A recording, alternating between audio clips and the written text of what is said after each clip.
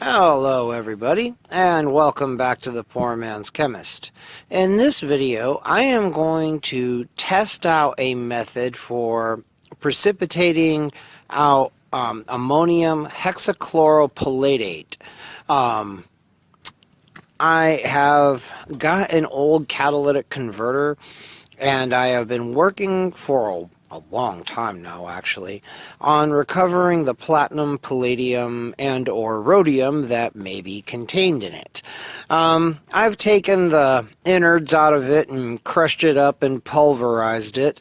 I have tried extracting it with aqua regia with mixed results. I didn't expect that to work. I didn't expect that to be ideal. What you see here is my latest attempt going by a paper that I found online, which has you do it with hot hydrochloric acid to which you have added hydrogen peroxide, which generates chlorine in situ and dissolves all of the platinum group metals, even the rhodium apparently, whereas with aqua regia, it doesn't dissolve rhodium. If you try to dissolve a rhodium alloy, it will dissolve some of the rhodium, but not all of it. Whereas, according to this paper that I was reading, you can, I guess, recover a large percentage of it doing it this way. So, I took 200 grams of the matrix and I have boiled it down. And you see the solution here. We're not going to be working with that. After you precipitate out ammonium hexachloropalladate, or ammonium hexachloroplatinate, so many ammonium hexachloro things, out of this solution, according to the paper, the next step is to precipitate out ammonium hexachloropalladate. And then the final step is to precipitate out rhodium hydroxide.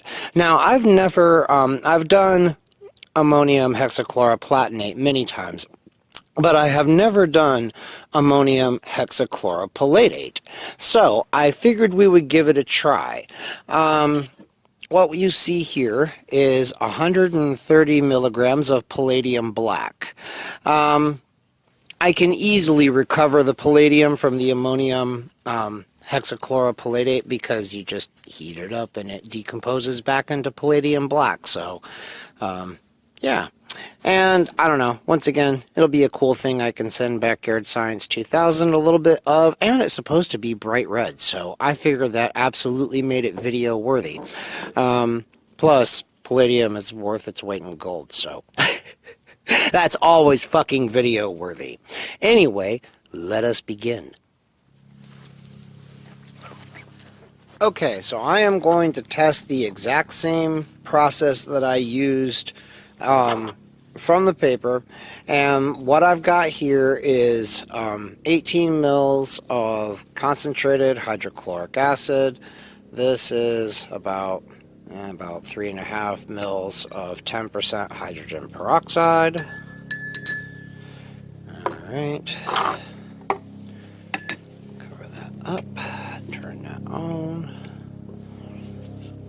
and I have observed that this reaction seems to go better when it's warmer, based on the other stuff anyway. But that also causes it to bubble and froth a little bit. Also, the next step is supposed to be very vigorous. That's why I'm doing this in such a big beaker.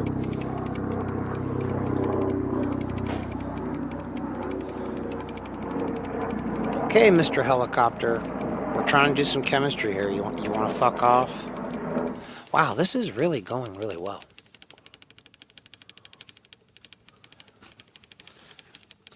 This is extremely encouraging. Because with pure palladium black, this is happening real quick. Okay, everybody, so the results of my experiment have been both encouraging and discouraging. So when I added the hydrogen peroxide to the hydrochloric acid, a good bit of the palladium did indeed go into solution, but not all of it, which is why I'm really glad I didn't dispose of the stuff from the catalytic converter that I already tried extracting. Yeah, this was very enlightening. So what I did was I added about a milliliter of concentrated nitric acid to that. I think the nitric acid I've got these days is like 53% or something like that. So it was fairly concentrated. And that got everything else to go into solution. So, yeah, I don't know. I'm not real impressed by this HCl plus peroxide method. I know that a lot of people use that and that it's a popular technique, but it's just, I mean, maybe it's the only thing that works really for the rhodium, but for palladium and platinum, I think aqua regia is a much better way to go. Anyway, we are going to soldier on. Now that everything is in solution, you can see it's nice and clear now. It's a nice red color. I am not sure what oxidation state it is in at this point. I mean, it would stand to reason that it would be +4, but it may still be +2. We are going to continue to go on with the protocol from the paper, just because I kind of want to see how the reaction is, and, you know, we'll see how it turns out. I don't know. What we are going to do now is we are going to add some pretty darn concentrated ammonium chloride solution. Bring you out here a little bit and show you everything else. I don't think that this is going to precipitate anything out. Ammonium tetrachloropalladate is supposed to be pretty soluble in water, but ammonium hexachloropalladate is not.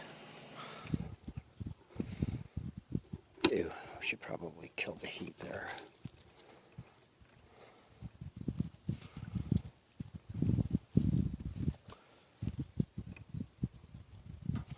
Focused, you piece of shit. Okay, yeah, we're getting no precipitate. We are probably going to need to evaporate this puppy down some. Oh, well. Okie doke.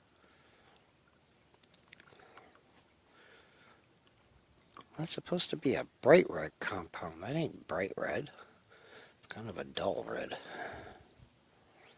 Alright, that's probably enough. There is definitely an excess of ammonium chloride in there. I really hope that shit is showing up, man, because the glare is just ridiculous out here. Okay, well, we definitely got some kind of precipitate. Let's see. Ow! Not much, though. I would have expected us to get a little bit, okay, more than that. And it is kind of a bright red. Bring you guys.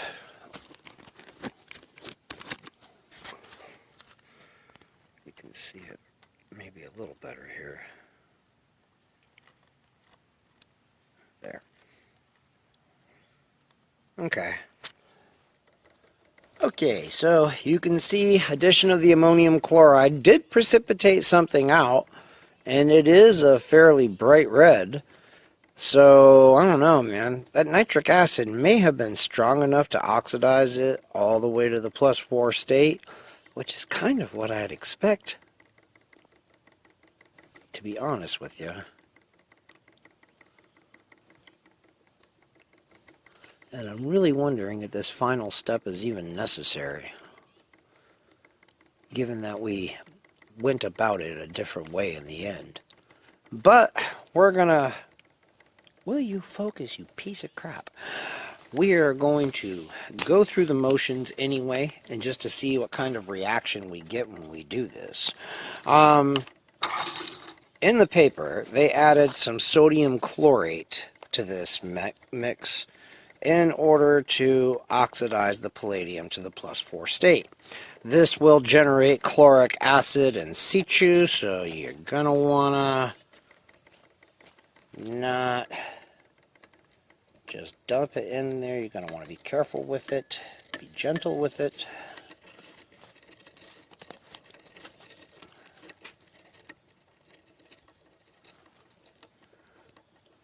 Oh, well, okay.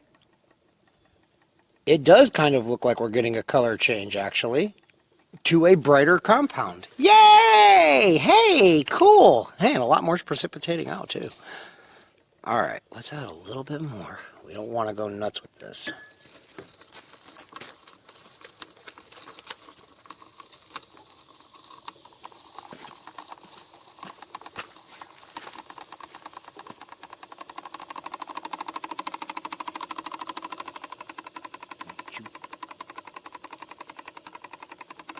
Okay, well, that's pretty cool.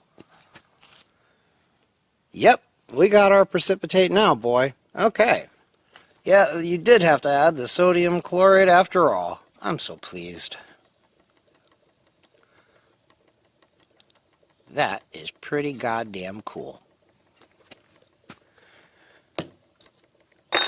And here, everybody, here's me doing a chloride complex because I know some of y'all apparently live in countries where... Oh, goddamn, the smell. To my great surprise, that bromine and iodine are so tightly regulated. I can kind of understand iodine, but I was really surprised to hear that bromine was verboten in a lot of countries. It's like, really? I guess I can understand the logic of it. I mean, you can do a whole hell of a lot of chemistry with it. I mean, look at this channel. It is pretty goddamn convenient. Alright, everyone. There we have it. Ammonium hexachloropalladate. It's not as bright red as the literature made it seem. It's more of a brownish red. But whatever. Still pretty cool. And there you go. So long as you can get your hands on some palladium, anybody could make this. It's really easy. So, if you liked that video, give it a thumbs up. If you didn't, well, whatever. Subscribe, comment, share the video, donate a few bucks if you can. And until the next one, y'all, I'll see you later.